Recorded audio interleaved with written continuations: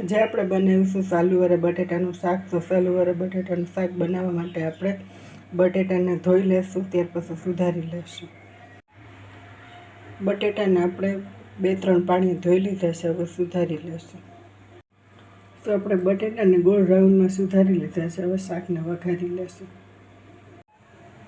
આપણે ગેસ ચાલુ કરી લીધો છે, તેલ મૂકી લીધું છે, શાકને વઘારી લેશું. તો આપણે 1 ચમચી રાઈ નાખીશું, 1 ચમચી જીરું ને હિંગ. તો આપણે તેલ થઈ જશે એટલે કે શાકને વઘારી લઈશું.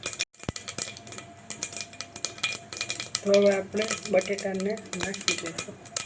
તો આપણે હળદર 1 ચમચી નાખી દઈશું. તો આપણે મીઠું સ્વાદ પ્રમાણે નાખી દઈશું. ત્યાર પછી આપણે વરાળમાં 5 મિનિટ ચડવા દઈશું. તો આપણે આ રીતે સીબામાં પાણી નાખ્યું છે, વરાળમાં શાકને ચડવા દઈશું. તો આપણે લસણવાળી ચટણી છે, તેમાં થોડુંક પાણી નાખી દઈશું. તો 5 મિનિટ થઈ ગઈ છે, આપણે વરાળમાં શાક સળી ગયું છે. હવે લસણવાળી ચટણી નાખી દઈશું. તો આ રીતે આપણે લસણવાળી ચટણી છે તે નાખી દઈશું. તો આપણે થોડુંક પાણી વધારે નાખીને 2 સીટી વગાડી લેશું. આપણે અડધો ગ્લાસ પાણીનો નાખીને 3 સીટી વગાડી લેશું.